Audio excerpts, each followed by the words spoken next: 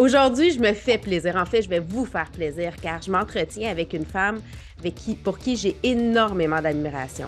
C'est celle qui s'occupe de tout l'aspect humain chez les Canadiens.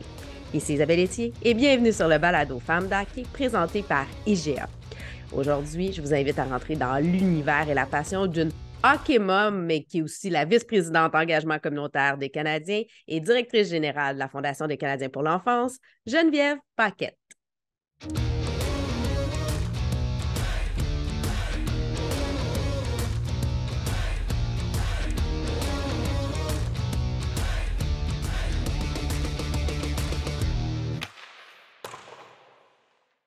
Bien, Geneviève, bienvenue sur le balado Femmes d'hockey. Merci beaucoup, Isabelle. Je suis très heureuse d'être avec toi aujourd'hui. Ben, comme j'ai dit, moi, je me fais plaisir. En fait, je fais plaisir aux gens. J'ai comme envie vraiment qu'on apprenne à mieux te connaître. Tu es tellement présente dans l'environnement des Canadiens. Tu es de tous les dossiers dans le milieu du hockey, mais on ne te connaît pas beaucoup, toi. Ben, c'est parce que mon travail se fait beaucoup dans les coulisses, ça se fait beaucoup dans l'ombre.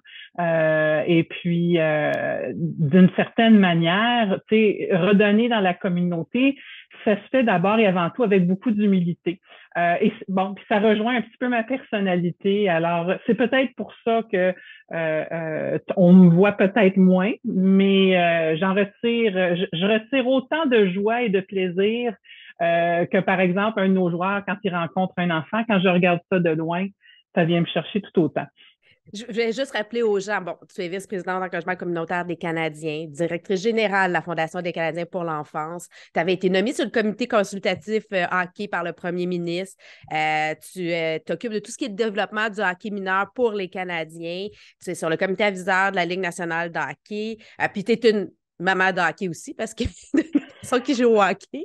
Oui, je suis une hockey mom, comme on dit. Et puis, depuis presque 2 ans, ça va faire 2 ans cet été, je siège au conseil d'administration de Hockey Québec. Donc, C'est oui. vrai.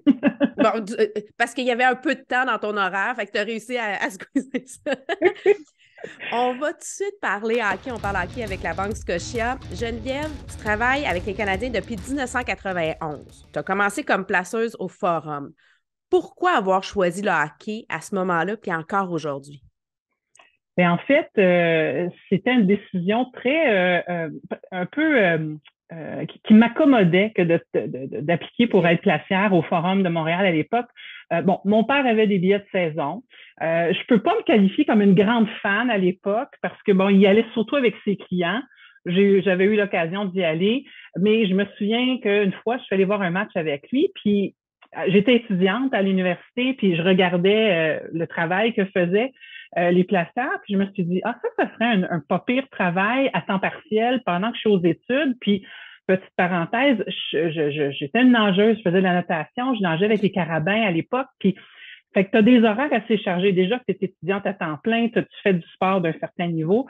Je me cherchais un job à temps partiel, mais pas aussi accommodante, pas aussi qui pourrait déborder comme travailler dans un resto ou dans un Je magasin. comprends. Puis ben, j'ai envoyé mon CV, puis ben, j'ai commencé comme ça, tout simplement. Puis là, tu es encore là, tu as Oui. gravi les échelons, tu as pris de plus en plus de place, ta place, puis ça t'a amené à faire plein de rencontres. Euh, Justement, plusieurs personnalités. Quelle a été pour toi ta rencontre la plus marquante? Oh là là, c'est difficile d'en choisir juste une, Oui. Isabelle.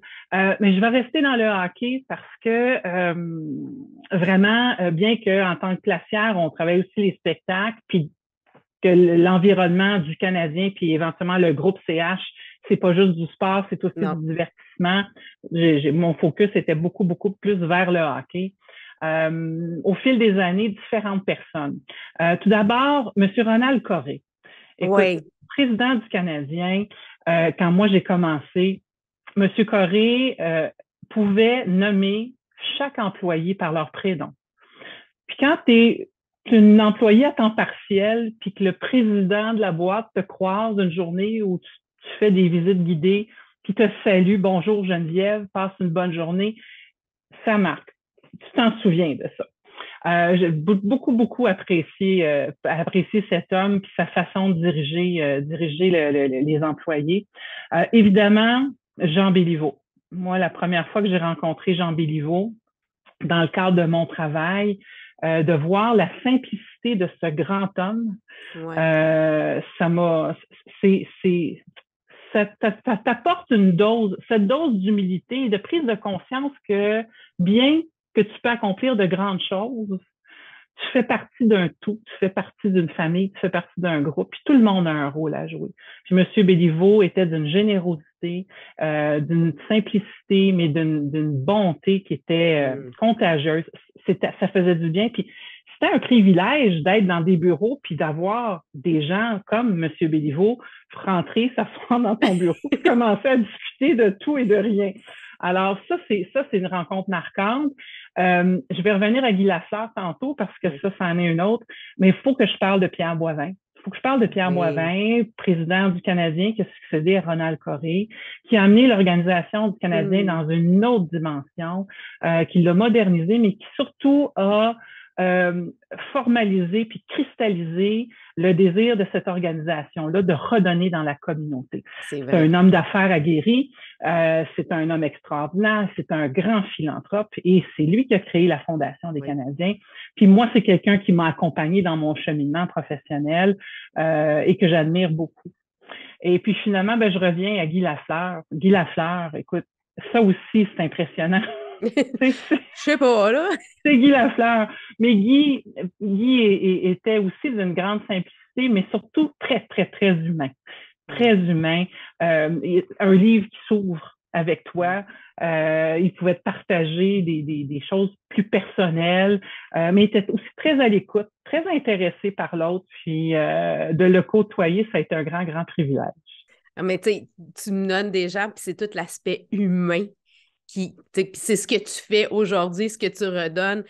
D'avoir justement M. Coré qui se rappelle de ton nom, puis bon, je l'ai croisé moi aussi au golf, je ne sais pas pourquoi. Oui, c'est M. Golf. Un grand golfeur, oui. Un grand golfeur, et encore aujourd'hui. Et c'est vrai qu'il se rappelle tout le temps les noms de chacun. Peu importe. T'es quelqu'un pour lui. C'est important, ça. C'est des belles leçons de vie.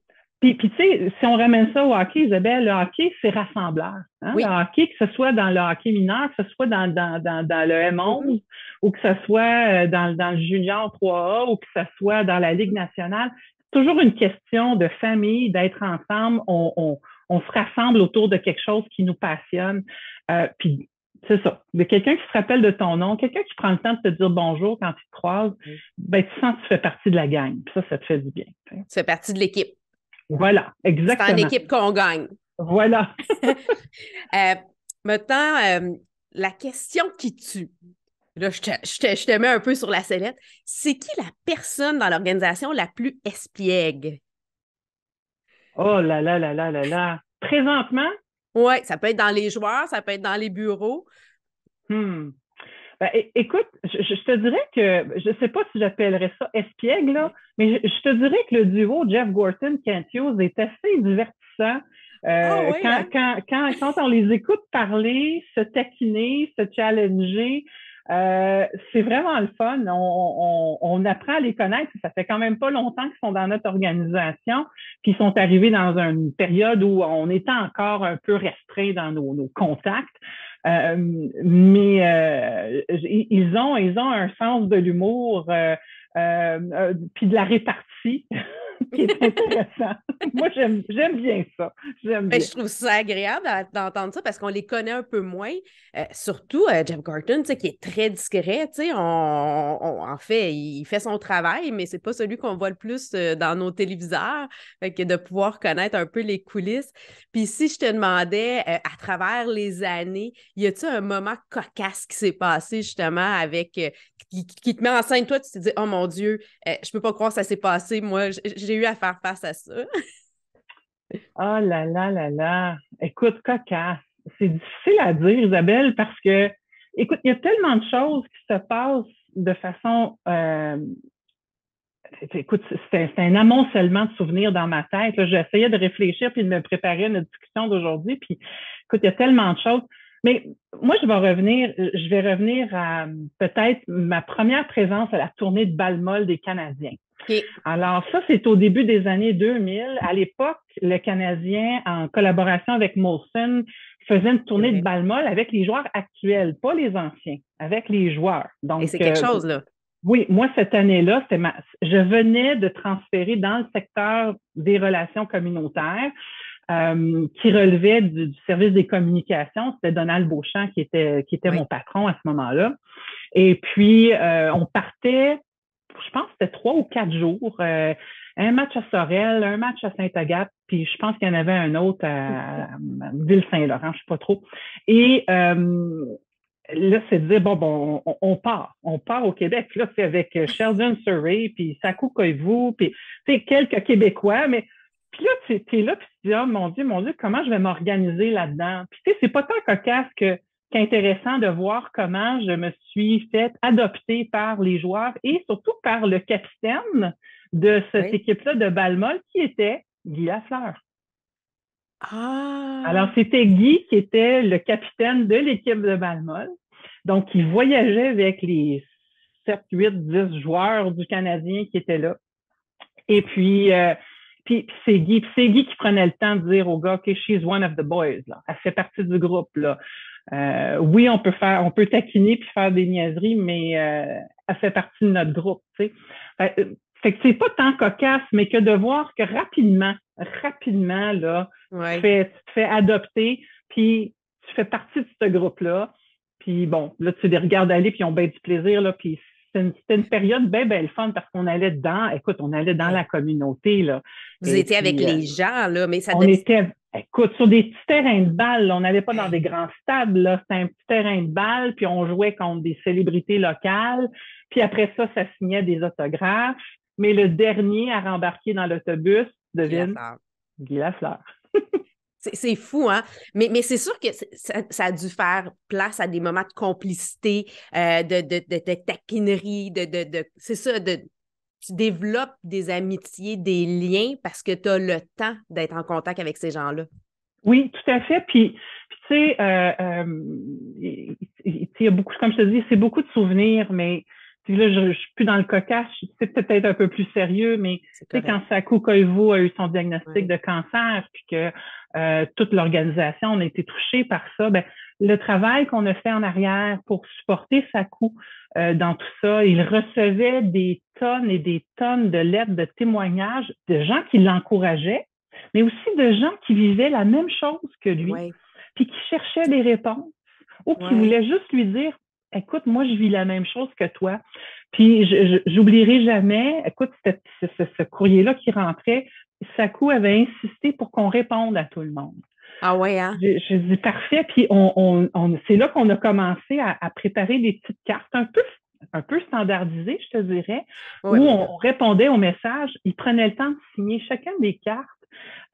Puis des fois, ben là, tu envoies ça dans l'univers, puis tu te dis, ben j'espère que ça va faire du bien à la personne.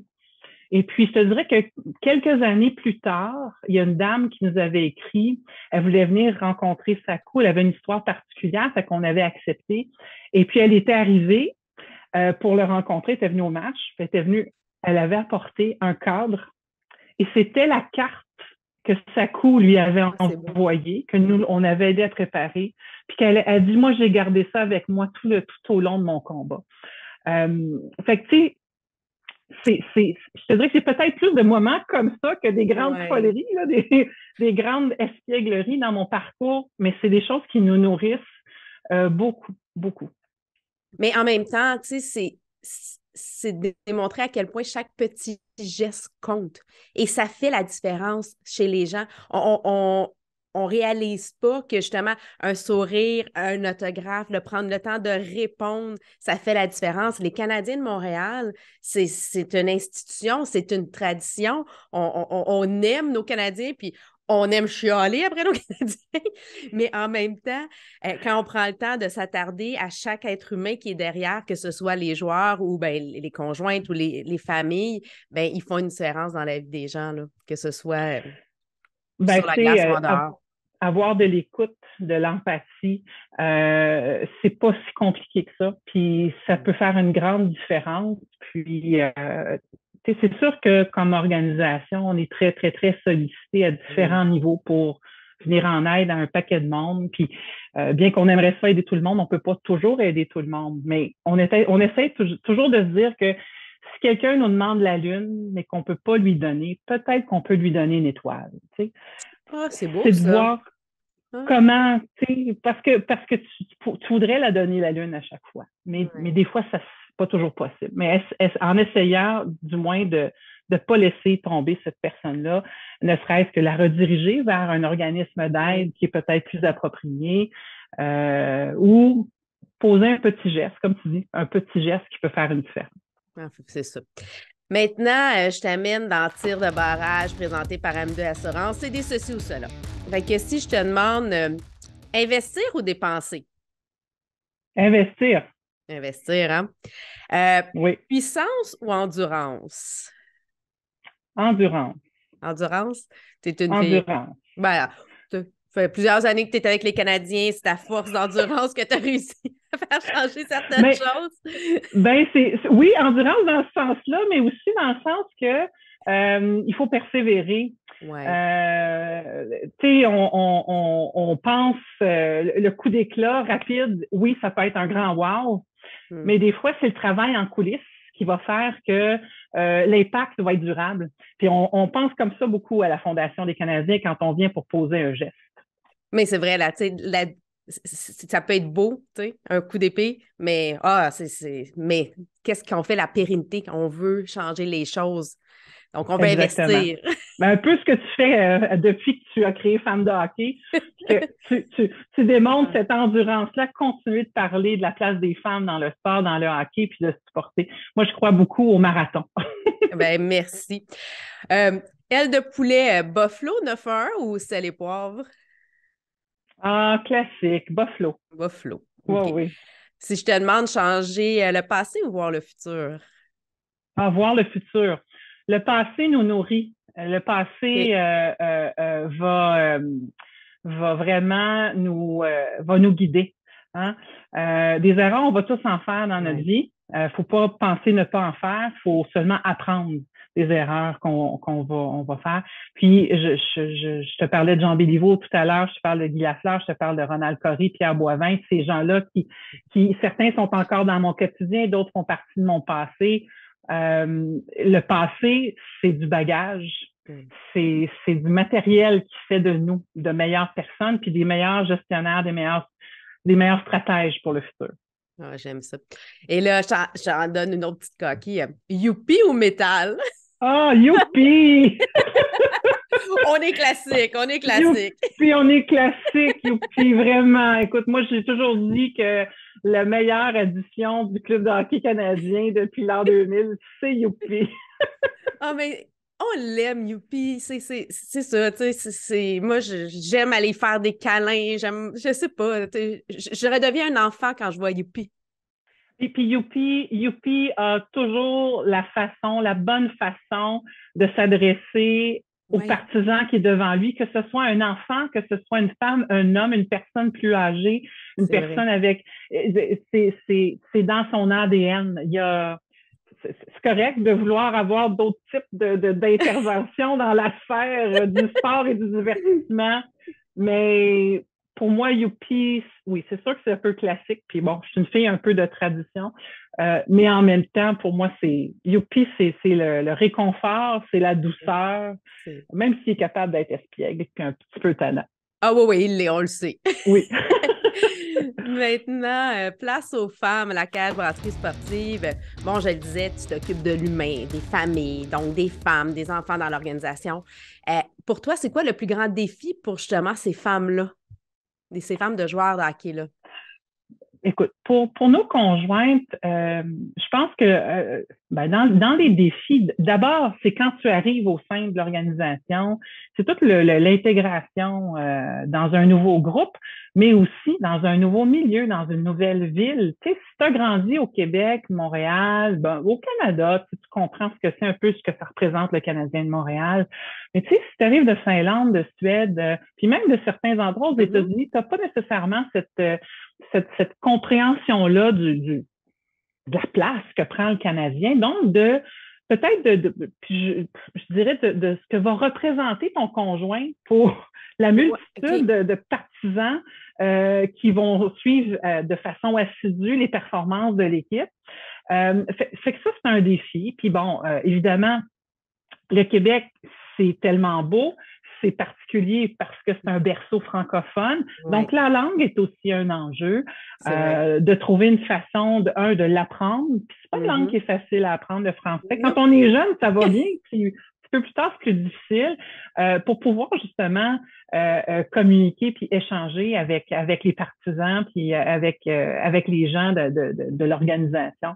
Alors, moi, je vois ça. Pour le reste, écoute, ce sont des jeunes femmes et des femmes allumées, brillantes. Elles ont pour la plupart un plan de carrière ou une carrière en branle déjà. Alors, elles sont très intéressantes à côtoyer. Et puis, c'est prend pas si tant que ça à s'intégrer finalement, je dirais, maintenant. Ils sont bien accueillis, puis les autres filles, justement, les autres femmes les accompagnent, les reçoivent. Je sais que Marie-Pierre Danou m'avait raconté justement comment il y avait vraiment une fratrie entre les Ben, tout à fait. Puis, elles se soutiennent. Puis, on le voit aussi quand elles arrivent de d'autres villes ou celles avec qui on garde un lien qui quittent vers d'autres marchés. Oui. Elles se comprennent, hein, oui. Parce que leur réalité est la même. Ouais. Puis bon, c'est sûr que tu as celles qui sont plus jeunes, pas d'enfants, c'est une chose. Puis là, tu as les autres qui sont mamans, qui peuvent avoir 1, 2, 3, 4 enfants. La réalité est un petit peu différente, mais ça demeure qu'elles ont toutes un point en commun. Leur conjoint quitte, est absent. Il y a une absence dans leur année. Puis il y a des enjeux d'organisation, de planification, peut-être de déménagement. Alors, elles sont en mesure ensemble de se soutenir puis de se conseiller même. Il y a beaucoup, tu sais, quand une nouvelle arrive, généralement, tu vas voir soit la femme du capitaine ou celles qui sont plus les conjoints de vétérans qui vont venir prendre par la main une plus jeune qui cherche à voir, OK, comment je me positionne dans ce groupe-là. Ben, donc, il y a une équipe sur la glace puis il y a une équipe aussi en dehors de la glace. On a vraiment... Tout à fait. Oui, donc... oui, vraiment, vraiment. Puis, est-ce qu'il y a une femme dans le hockey que tu voudrais qu'on découvre, que toi, tu dis, mon Dieu, on la connaît pas beaucoup, mais on devrait la connaître davantage dans le milieu du hockey? En fait, on devrait toutes les connaître davantage. Ça, c'est ma première réponse. C'est une excellente réponse. J'adore. En fait, moi, je te dirais, je pourrais t'en nommer. Moi, j'apprends beaucoup à connaître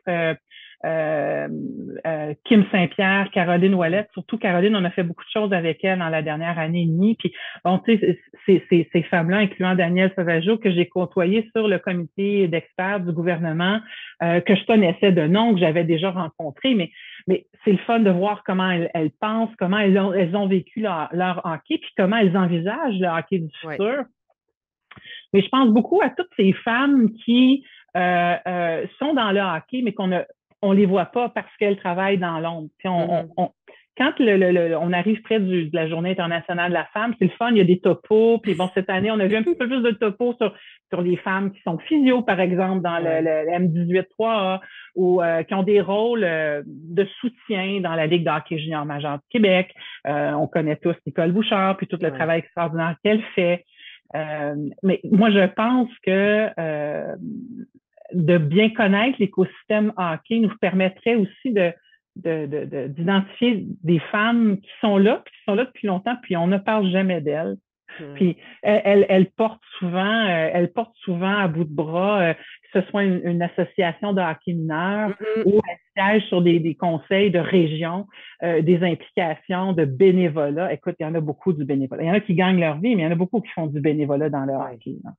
Moi, je les appelle mes étoiles, femmes d'hockey. C'est celles qu'on met de l'avant, justement. C'est pour ça qu'on a créé ce segment-là sur la plateforme. C'était de mettre en lumière toutes ces femmes-là qui gravitent dans l'univers, que ce soit justement des thérapeutes, des bénévoles, des coachs, des gens qui font de la différence, puis que des fois, qu'on oublie, malheureusement.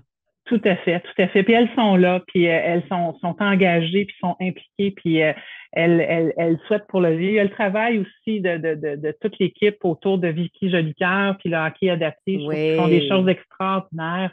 Mais il y en a certainement d'autres qu'on gagnerait tous à connaître. J'aime bien. Maintenant, la passe sur la palette, Naya. Bon, là, OK, c'est un jeu de passe. Là, tu sais, habituellement, je demande aux gens quel a été le moment ou la personne qui a fait une différence dans ta carrière. Mais j'ai envie aujourd'hui qu'on parle un peu plus de la Fondation des Canadiens pour l'enfance. Tu sais, bon, on est impliqué. J'ai découvert de plus en plus. Bon, il y a le Radio-Télédon qui vient d'avoir lieu. Des beaux résultats, tu étais contente? Très contente. Oui, oui, vraiment, c'est une somme record, là, 224 000, on est vraiment heureux. Puis le Téléthon, il y a deux objectifs, récolter les fonds, mais aussi faire parler de la Fondation, puis des actions, puis des enjeux que nos jeunes vivent en milieu plus vulnérable. Puis je pense qu'on peut dire on a bien réussi cette année, c'est un grand succès. Mais justement, parle-nous un peu. On connaît les patinoires bleu-blanc-rouge, Oui. qui est comme probablement l'activité phare de la Fondation parce que, bon, c'est des patinoires réfrigérées dans plusieurs secteurs. Puis, bon, ça permet justement d'avoir accès aux jeunes. Mais c'est pas juste ça. Il y a des programmes d'apprentissage de patin. Parle-nous de ça, justement. Oui, en fait, les patinoires bleu-blanc-rouge, effectivement, c'est le programme phare. Et puis, quand on a réfléchi à ce programme-là, l'idée première, c'était de léguer quelque chose qui allait être périn, qui allait rester dans une communauté. Mais rapidement, on s'est rendu compte qu'il fallait que ça soit plus que ça. Il fallait que ça devienne, au-delà d'un lieu rassembleur, il fallait qu'on puisse créer un écosystème pour que tous puissent se l'approprier. Puis c'est là qu'on est arrivé en disant, ben, comme on donne des équipements, on donne des patins, on donne des casques à chaque fois qu'on construit une patinoire, ben, on s'est dit, attendrons pas que les écoles ou que les organismes viennent sur la glace. Organisons nous-mêmes nos initiatives. On lead by example, on va montrer par l'exemple qu'est-ce qui est possible de faire sur une patinoire bleu-blanc-rouge. Fait qu'on a mis en place nos cours d'initiation de patin. Après ça, on s'est dit qu'il faudrait qu'on fasse plus. La patinoire peut servir à toutes sortes de sports. Bon, là, on n'est pas dans le basket, nous, mais on s'est dit le hockey-ball, c'est une façon encore plus accessible de s'intéresser au hockey. Tu n'as pas besoin de patin, tu n'as pas besoin de casque, tu as besoin d'un bâton, une balle, bon, peut-être un protecteur pour les yeux, puis peut-être les tibias. Ça peut être pratique, mais disons que quand c'est juste récréatif et pas trop compétitif, une balle puis un bâton va faire l'affaire. Puis ça, c'est une autre façon. C'est sûr que l'objectif de la Fondation, l'objectif premier, c'est de faire bouger les jeunes. On veut qu'ils bougent, on veut qu'ils découvrent le plaisir de bouger pour garder ça dans leur vie au quotidien pour le futur. On veut des jeunes en santé, qui deviennent des adultes en santé pour notre société. Mais en même temps, ça te fait découvrir le hockey, qui est notre sport à nous, qui est un petit peu le pourquoi on est là, pourquoi on existe, pourquoi on est connu. Alors, il y a ça.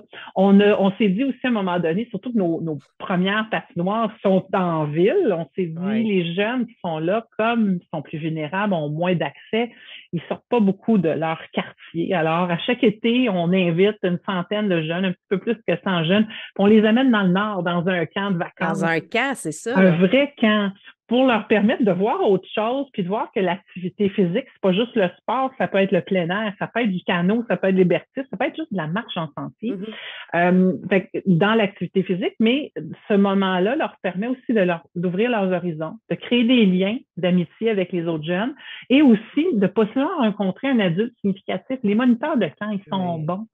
Et puis, des fois, ça peut faire la différence dans la vie d'un jeune. Fait qu'on a ça. Puis évidemment, on a d'autres petits projets qui sont souvent associés à d'autres organismes qui nous viennent nous aider. On travaille avec la Fondation Champion pour la vie pour enseigner la littératie physique. Tu sais, Isabelle, on enseigne la lecture et les mathématiques, apprendre à lire, apprendre à compter. Ben, dans des milieux plus vulnérables où les jeunes ne sont pas assez stimulés très, très, très, très jeunes, on parle là, en bas âge, avant l'âge de 5 ans, ben, ils vont arriver souvent à l'école ou à maternelle ou au primaire avec des lacunes en matière de tout simplement courir comme il faut ou savoir comment attraper un ballon. Puis là, ben, si tu n'as pas confiance dans tes habiletés physiques, tu n'iras pas faire du sport. Tu n'iras pas rejoindre les jeunes dans le cours d'école pour jouer au ballon chasseur ou tu n'oseras pas prendre une corde à danser. Tu sais, tu vas, alors, tu te retires. Tu te retires, puis là, ben évidemment, ça t'isole, puis bon, tu n'adoptes pas cette habitude de vie-là de bouger. Alors ça, il faut le travailler. Malheureusement, les statistiques le disent, surtout en milieu vulnérable, il y a un risque plus grand d'un manque de stimulation plus jeune. Donc, il faut le faire. Fait qu'on fait ça, puis on fait ça beaucoup dans les écoles, autour de nos patinoires bleu, blanc, rouge. Mais ce qui est le fun, c'est que les patinoires, il y en a 13. On en construit 2 autres. On commence cet été Saint-Jérôme, puis ça sera à Québec l'année suivante. Fait qu'on commence à avoir une empreinte provinciale assez grande, là, tu sais. Un beau projet, donc la Fondation des Canadiens pour l'enfance, un but, une aide. Bon, on va mettre le lien, puis aller voir, là, puis aller en plus en détail sur tous les programmes. Et bon, ben, les femmes d'hockey est associée, bien entendu. Tous les Oui, profits de la boutique vont à la Fondation des Canadiens pour l'enfance parce que pour nous autres aussi, c'est important de mettre l'avant les jeunes, de les faire bouger, d'être présents. Puis, tu sais, je suis allée un matin, malheureusement, je n'ai pas pu faire toute la session parce que je me suis brisée ben fracture au oui. tibia, mais pas au tibia, mais au péroné, mais de voir les yeux brillants des enfants, d'entendre un papa être là, prendre en photo sa jeune fille, puis dire hey, je suis fière que ma fille apprenne à patiner. Mm. Puis, tu sais, c'est vraiment des activités d'inclusion. On les amène dans l'équipe, eux autres aussi. On leur Oui, permet de faire partie d'un tout. Puis, c'est comme ça qu'on crée la prochaine génération. ben tout à fait. Puis tu sais, les enfants devraient tous apprendre au moins à patiner, nager, puis faire du Mhm. vélo. Pour moi, c'est trois activités physiques de base, là, outre la marche et la course, qui font qu'après ça, ben, tu vas te sentir à l'aise dans plein d'opportunités Ouais. après ça de bouger.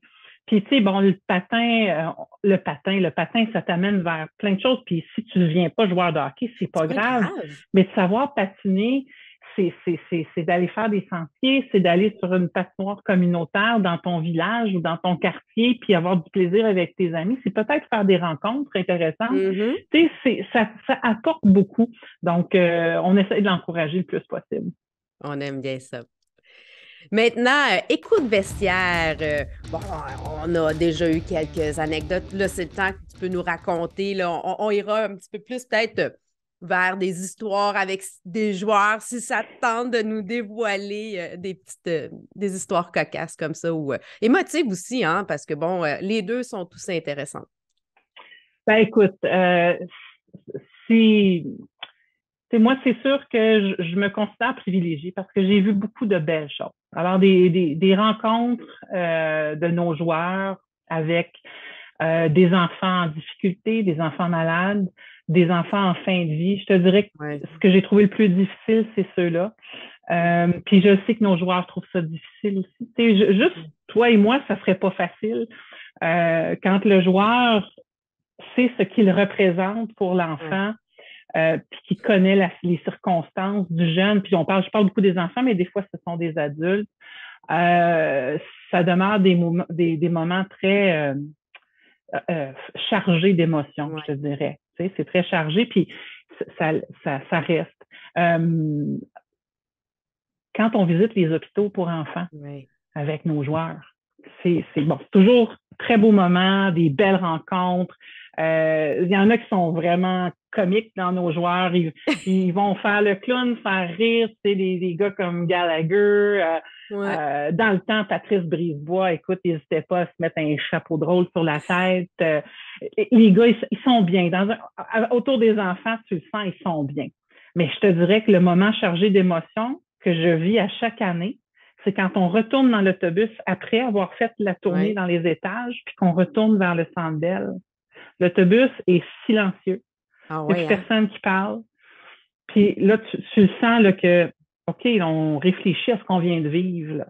Et puis, j'ai des conjoints qui m'ont déjà dit, hey, quand il revient de l'hôpital, là, Il est écoute, là, bouleversé. oui, il est bouleversé ou il va verbaliser sa reconnaissance d'être en santé, d'avoir des enfants en santé.